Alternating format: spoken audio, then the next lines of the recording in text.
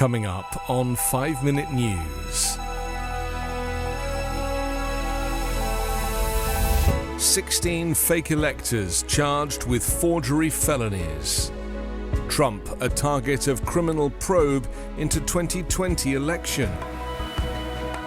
And US soldier who fled to North Korea was in prison for assault. It's Wednesday, July 19. I'm Anthony Davis. Michigan's Attorney General filed felony charges yesterday against 16 Republicans who acted as fake electors for then-President Donald Trump in 2020, accusing them of submitting false certificates confirming they were legitimate electors despite Joe Biden's victory in the state. Attorney General Dana Nessel announced on Tuesday that all 16 people would face 8 criminal charges, including forgery and conspiracy to commit election forgery, with punishments that range from a potential 5 to 14 years in prison each. The group includes the head of the Republican National Committee's chapter in Michigan, Kathy Burden, as well as the former co-chair of the Michigan Republican Party, Meshawn Maddock, and Shelby Township Clerk, Stan Grott. The false electors' actions undermined the public's faith in the integrity of our elections, and we believe also plainly violated the laws by which we administer our elections in Michigan, Nessel said in a statement. Electors are people appointed to represent voters in presidential elections.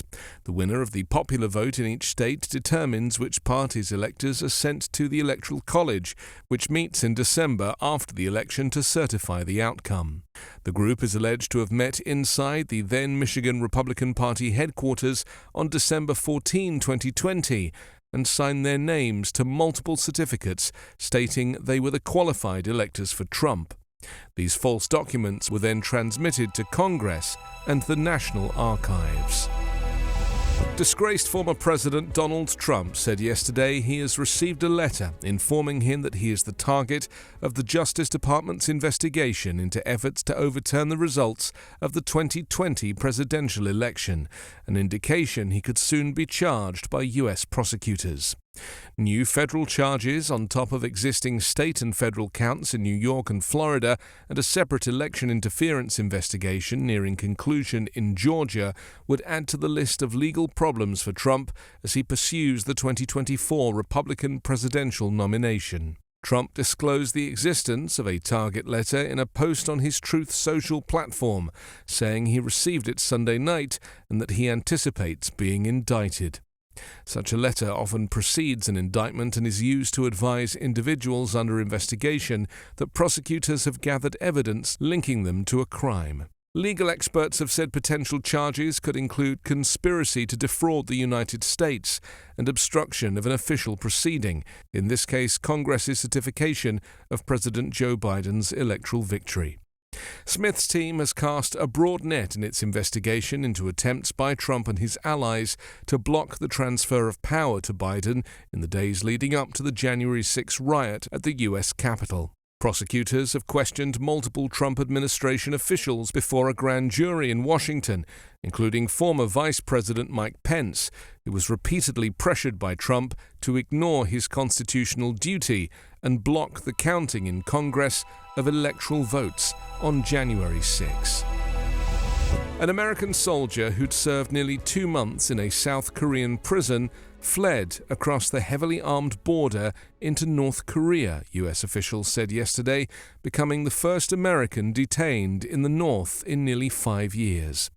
Private second-class Travis King had been held on assault charges and was released on July 10th after serving his time.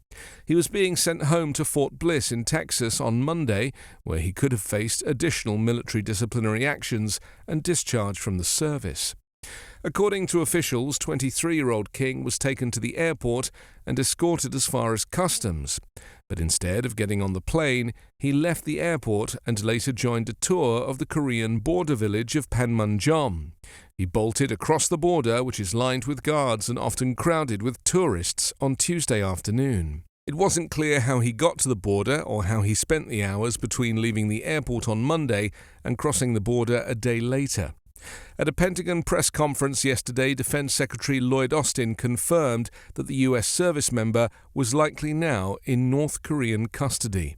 "We're closely monitoring and investigating the situation," Austin said, noting he was foremost concerned about the troops' well-being. "This will develop in the next several days and hours, and we'll keep you posted," he said. Cases of Americans or South Koreans defecting to North Korea are rare, though more than 30,000 North Koreans have fled to South Korea to avoid political oppression and economic difficulties since the end of the 1950 Korean War. 5 Minute News is an Evergreen podcast covering politics, inequality, health and climate, delivering independent, unbiased and essential world news daily.